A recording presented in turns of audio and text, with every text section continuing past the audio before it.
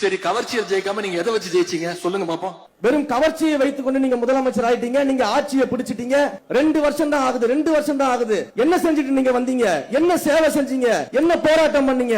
சரி, திரும்பவும் கேட்கிறேன், அண்ணன் என்ன சுதந்திர போராட்ட தியாகியா? அண்ணன் என்ன பண்ணிட்டு இருந்தீங்க? சுதந்திரத்திற்காக செக்கு வித்தாரா? காந்தியை போல கதராடை அணிந்து கொண்டு இந்தியா முழுக்க பிரச்சாரம் பண்ணாரா? சுதந்திரத்துக்காக அகிம்சை வழியில போராடினாரா? இல்ல மாபெரும் படையை திரட்டி நேதாஜி சுபாஷ் சந்திர போல போரிட்டாரா?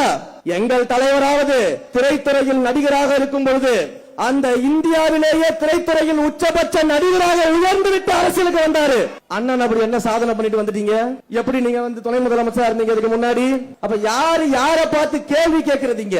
30 வருஷம், 1 வருஷம் 2 வருஷம் கிடையாது, 30 வருஷம் ரசிகர் மன்றமா, நற்பணி மன்றமாக, மக்கள் இயக்கமாக, மக்களோடு மக்களாக நின்று சேவை செய்து அந்த மக்களுக்காகவே வாழ்ந்து இன்றைக்கு முதலமைச்சராக இருந்திருக்கக்கூடியவர் எங்களுடைய மாண்புமிகு முதலமைச்சர்.